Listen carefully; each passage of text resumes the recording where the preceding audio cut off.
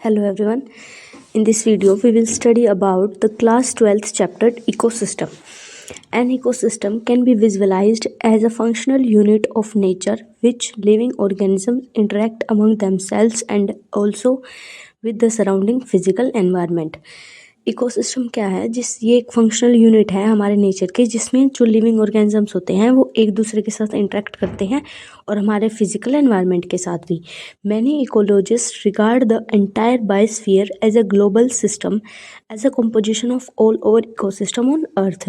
बहुत सारे इकोलॉजिस्ट ने हमारे जो एंटायर बायोस्फीयर है, ग्लोबल सिस्टम है हमारा, उसके बारे में हर एक हमें डेफिनेशंस दिया है, उनके बारे में हमें बताया है. टेरेस्ट्रियल इकोसिस्टम कौन से होते हैं? Forest, grassland, desert. एक्वेटिक कौन से होते हैं? Pond, lakes. Man made ecosystem, crop field and aquarium. Ecosystem का स्ट्रक्चर और फंक्शन क्या होता है? Identification and unification of plants and animal species of an ecosystem gives its species composition. Stratification, vertical distribution of different species occupying different levels. जो distribution होता है हर एक species का वो अलग अलग लेवल पे होता है.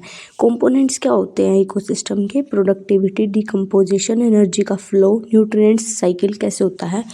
सबसे पहले ऑटोट्रोपिक कंपोनेंट्स. ऑटोट्रोपिक कंपोनेंट्स कौन से होते हैं? फाइटोप्लैंक्टन्स, कुछ एल्गी, फ्लोटिंग, सबमर्ज्ड और प्लांट्स जो भी है जिस पे पाए जाते हैं.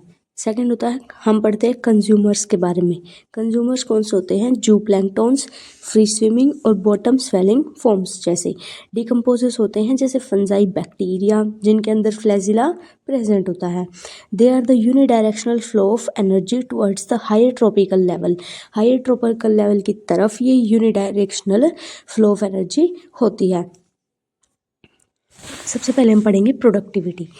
Productivity, the final productivity, primary जो प्रोडक्टिविटी होती है, अमाउंट ऑफ बायोगैस या organic matter produced per unit area.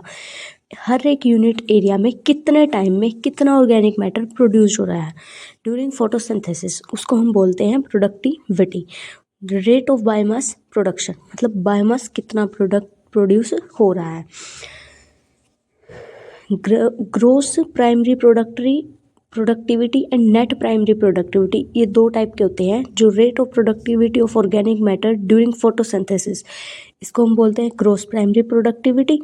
और ये रेस्पिरेशन जितना लॉस होता है उसको हम बोलते हैं नेट प्राइमरी प्रोडक्टिविटी. जो नेट प्राइमरी प्रोडक्टिविटी होता है, available biomass for the consumption to heterotrophs, ये कंजप्ट होता है हेटरोट्रोप से.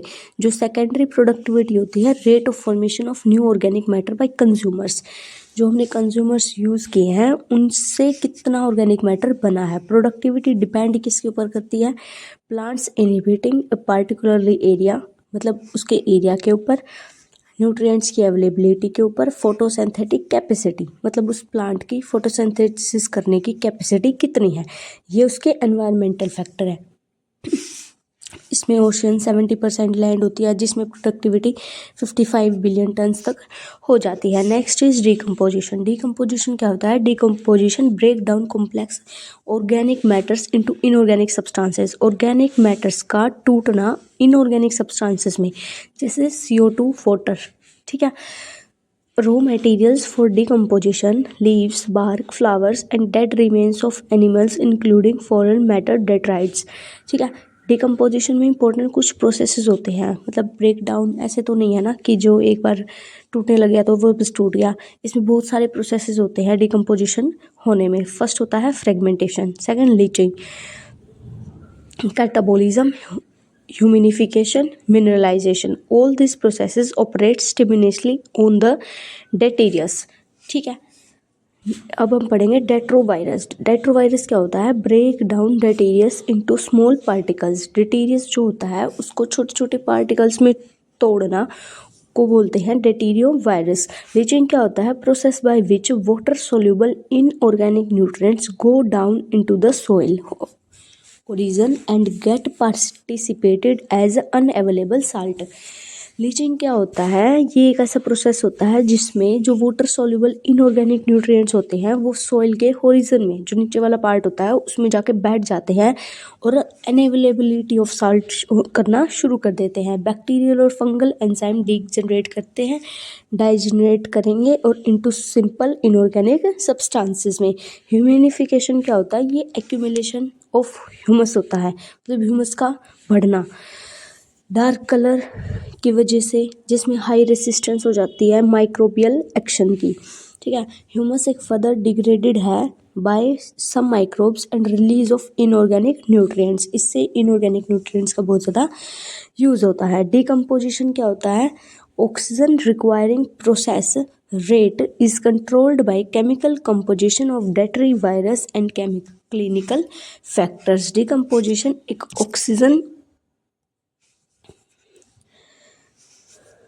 ऑक्सीजन रिक्वायरिंग प्रोसेस है डिकम्पोजिशन, जिसमें जो इसका रेट है वो इसकी केमिकल कंपोजिशन पे डिपेंड करता है, उसको हम बोलते हैं क्लाइमेटिक फैक्टर। डिकम्पोजिशन रेट बहुत स्लोअर होता है if detritivores is rich in lignin and chitin, quicker if detritus is rich in nitrogen water soluble substances like sugar। Temperature और सॉइल के बारे में पढ़ेंगे। Warm and moisture environmental factors decomposition के लिए यूज होते हैं। Next, energy flow.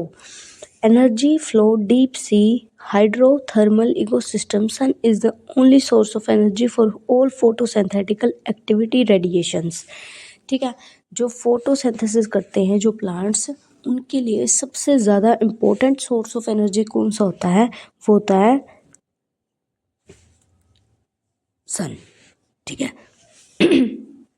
plant capture only 2 to 10% of PAR and this small amount of energy sustained the entire living organism।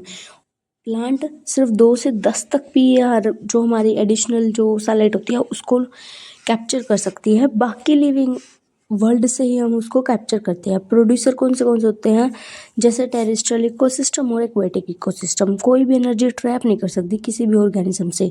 Death of the organism is the beginning of detritivores food chain web. जो death होती है किसी भी organism की वो एक beginning होती है फूड चेन से। ठीक है, कंज्यूमर्स कौन से होते हैं, primary consumer, secondary consumer, primary carnivore और सेकेंडरी कार्निवोर्स।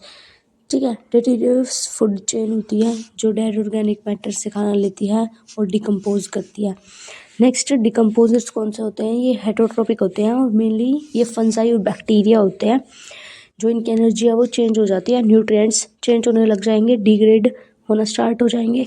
ऑर्गेनिक मैटर और डेटरी वायरस इनको हम सेप्रोट्रोपस भी बोल सकते हैं। ये सिक्रेट करते हैं डाइजेस्टिव एंजाइम जो तोड़ देता है हमारी बॉडी के वेस्ट मटेरियल्स को सिंपल इनऑर्गेनिक मटेरियल में, ताकि वो सब्सिक्वेंटली एब्जॉर्ब्ड बाय देम, ताकि वो उनसे इजीली एब्जॉर्ब्ड कर सकें। In aquatic ecosystem grazing food chain is the major conductivity of energy flow. In terrestrial ecosystem, large fraction of energy flow through the detritivorous food chain than through the GFC. Based on the source of their nutrition or food, organisms occupy a specific place in food chain known as tropical level. Nutrients के basis पे जो organisms हैं वो एक specific place carry करते हैं food chain में, जिसको हम बोलते हैं ट्रॉपिकल लेवल्स। स्टैंडिंग क्रॉप्स कौन सी होती हैं, each tropical level has a certain mass of living material at a particularly time called the standing crops. हर एक ट्रॉपिकल लेवल में कुछ मास ऑफ लिविंग मटेरियल होता है पर्टिकुलरली टाइम पे। ठीक है, मतलब इस टाइम पे इतना होगा, उसको हम बोलते हैं standing crop. It is measured as mass of living organisms और the number of unit area. ठीक है, बायोमास क्या होता है, expressed in the term of fresh और dry weight, in term of dry weight और more accurate. Only 10% of the energy is transferred. और जो इसमें ये ट्रॉपिकल लेवल्स होते हैं इसमें सिर्फ 10% एनर्जी ट्रांसफ़र होती है लोअर से हाई ट्रॉपिकल लेवल में। Next we study about ecological pyramids. Ecological pyramids 3 type के होते हैं, pyramid of energy, pyramid of biomass, pyramid of number. Always upright, ठीक है, ये इन्वर्टेड होता है सी से, इजन इन्वर्टेड होता है फॉरेस्ट से। Each bar in the energy pyramid indicate the amount of energy present at each tropical level in a given time और एनुअल पर यूनिट एरिया। हर एक जो बार ऑफ एनर्जी होता है पिरामिड इंडिकेट करता है amount of energy present at each tropical level in a given time. मतलब एक ट्रॉपिकल लेवल पे कितने अमाउंट ऑफ एनर्जी है एक पर्टिकुलर टाइम पे। Energy of pyramid can never be inverted. जो एनर्जी ऑफ पिरामिड होता है वो कभी भी इन्वर्टेड नहीं हो सकता। When energy flow from a particular tropical level to next, वो जब वो एक ट्रॉपिकल लेवल से नेक्स्ट ट्रॉपिकल लेवल पे जाता है। Some energy is always lost, कुछ ना कुछ एनर्जी हमेशा लॉस्ट होगी। लिमिटेशंस क्या होती हैं इकोलॉजिकल पिरामिड्स की?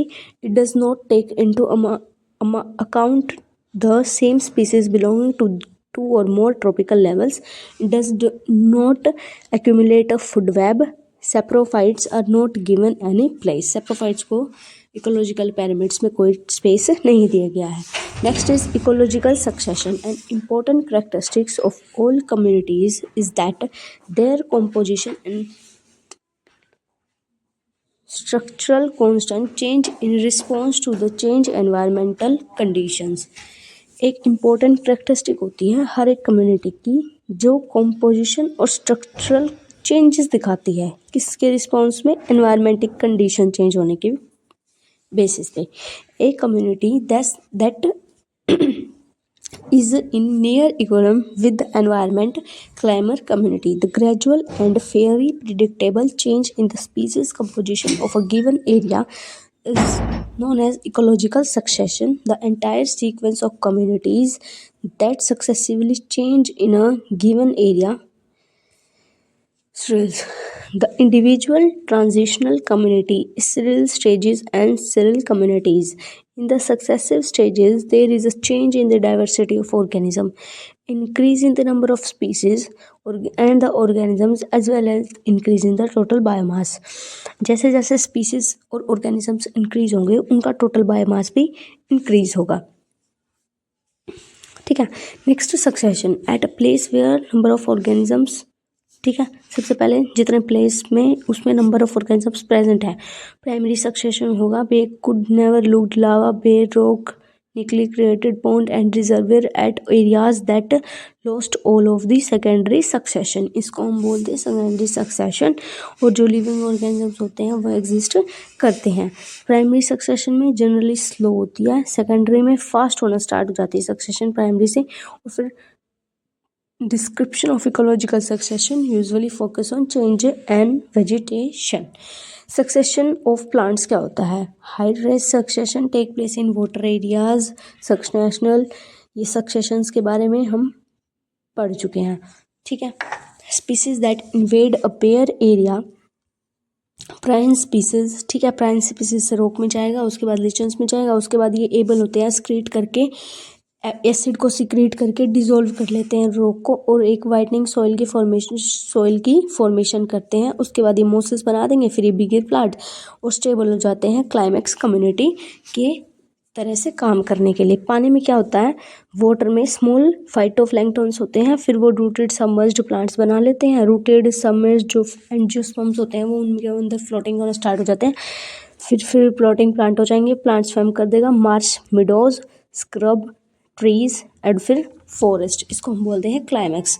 In secondary succession the species that InvIT depends on the condition. जो सक्सेशन स्पीसीज होती हैं उनकी सक्सेशन किस किस फैक्टर के ऊपर डिपेंड करती है? सबसे पहले condition of soil, second availability of water, third environment, fourth seed और प्रोपोग्यूल्स प्रेजेंट। ठीक है। Soil is already there, soil हमेशा वहाँ पे रहती है। Rate of succession is faster हो जाता है, क्लाइमैक्स रीच कर लेगा जल्दी से। All the succession whether taking place in water और the land proceed to be similar climax community the mesic. Next is